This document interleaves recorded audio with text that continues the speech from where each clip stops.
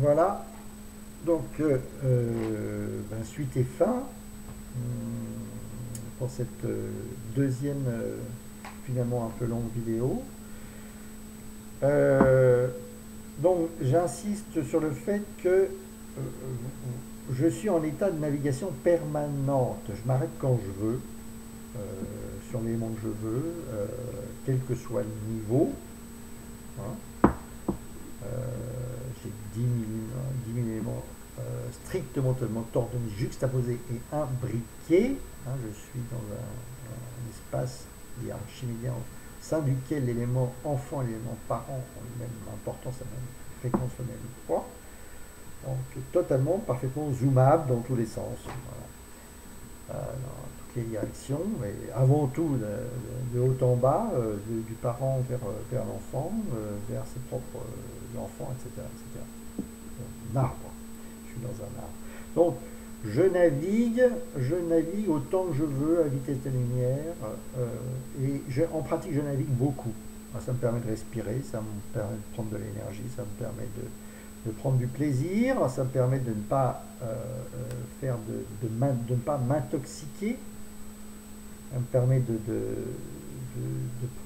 changer de point de vue et donc toujours me ressourcer. Voilà. Mais donc en gros, je navigue autant que je veux, hein, comme un oiseau dans la ville, mais seulement à la vitesse de la lumière, de façon totalement instantanée. Donc cette navigation fulgurante est un élément constant. Hein. Je veux dire, je navigue autant que je veux et je navigue beaucoup, mais je navigue exactement comme je veux. Et après, je me pose où j'ai envie de me poser, je travaille ce que j'ai envie de travailler. Donc c'est un travail qui est extrêmement paisible, extrêmement agréable. C'est un vrai bonheur. Le thème du quartier conceptuel est lumineux, extrêmement lumineux. C'est un espace extrêmement lumineux. Je ne suis pas dans le noir, dans l'angoisse. Au contraire, c'est la fête, c'est la samba permanente.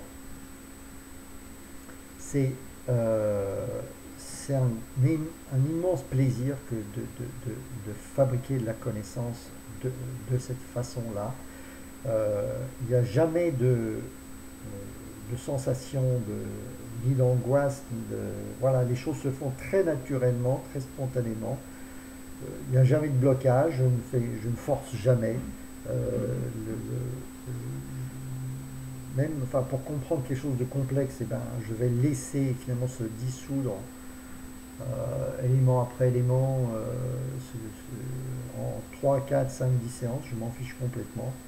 Donc il n'y a jamais de difficulté. C'est un travail, donc ça consomme de l'énergie. En fin de journée, je suis vraiment, effectivement, même au bout d'une heure, je suis très très fatigué, etc. Mais c'est comme la course à pied ou la marche à pied, c'est-à-dire que c'est une fatigue diluée, c'est pas du blocage, je me fais pas casser la figure, je m'effondre pas, j'avance et après je me repose, etc. Voilà, donc la connaissance, la construction d'un quartier conceptuel est un travail, je dirais, qui est toujours plaisant, qui est toujours avec un effort minime. Je ne cours pas, je marche, enfin voilà, et je fais tout avec une infinie facilité et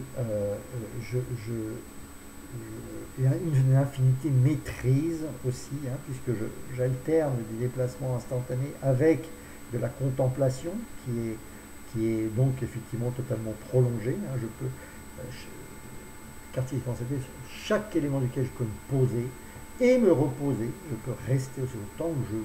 Voilà. Par ailleurs, donc, le quartier conceptuel, comme le quartier réel, est totalement structuré. C'est toujours le même contenu, toujours le même contenu, toujours les mêmes avenues, toujours les mêmes immeubles, toujours les mêmes maisons. C'est toujours le même contenu. Il n'y a pas de surprise. Ça va toujours en s'enrichissant et en se développant, en s'étalant. Hein, j'étale, je prolonge à l'infini autant que je veux, autant qu'exigé, autant qu'il faut, autant qu'exigé. Il n'y a pas de limite, hein. Comme une ville, la ville peut s'étendre à l'infini, je peux avoir des millions d'habitants, des millions de maisons. Ça, il n'y a aucune limitation. Hein. Elles sont elle ne s'emboîte pas, enfin je veux dire, elle ne se superpose pas pour s'écrouler, hein, c'est tout en surface, comme je disais au début. Et donc du coup, il n'y a pas de, il y a pas de limite. Et d'autre part, donc, comme c'est totalement structuré, que c'est totalement fixe, eh bien c'est aussi parfaitement visitable par n'importe qui. Hein. Donc c'est véritablement un espace virtuel. C'est une partie de l'espace conceptuel, c'est une ville conceptuelle, un quartier conceptuel, une ville conceptuelle, dans lequel je peux me promener, je peux emmener qui je veux. C'est un espace commun, de la même façon qu'on a des espaces virtuels maintenant en informatique, eh bien c'est un espace commun dans lequel je peux me retrouver et à la fois que je peux décrire, je peux communiquer avec infiniment de facilité à tout le monde, à tous ceux qui m'entourent, de façon extrêmement simple comme je décris un quartier, et en plus après dans lequel je peux échanger, je peux me retrouver avec les autres pour parler, pour discuter, donc je suis dans l'espace conceptuel. Aujourd'hui on est plus familiarisé avec l'espace virtuel d'Internet.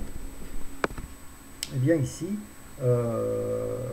c'est l'espace conceptuel qui est infini et dans lequel eh bien, on peut se retrouver, on peut discuter. Voilà, c'est un espace conceptuel extrêmement simple, tout en perspective, dont tous les éléments, tous les points, tous les éléments sont parfaitement connus voilà, sont connus par tout le monde et de la même façon. Voilà. Donc ça permet une communication extrêmement simple. Donc en réalité, toute connaissance, quelle qu'elle soit, est en fait extrêmement simple, extrêmement accessible, compréhensible par n'importe qui, communicable à n'importe qui. Voilà. De la même façon que tout le monde peut visiter un quartier, eh bien tout le monde peut prendre connaissance de tout sujet le plus complexe, enfin dit le plus complexe qui soit. Il n'y en a aucun sujet scientifique qui ne soit pas parfaitement compréhensible par n'importe qui ne soit pas visitable par n'importe qui. Et donc un peu de ce point de vue, un peu une révolution. On a ce même principe, il y a 1,3 milliard de personnes qui parlent le chinois, d'autres, etc. Il n'y a pas de connaissance qui ne soit pas accessible et parfaitement maîtrisable par n'importe qui. Donc ça, c'est un élément aussi un petit peu révolutionnaire.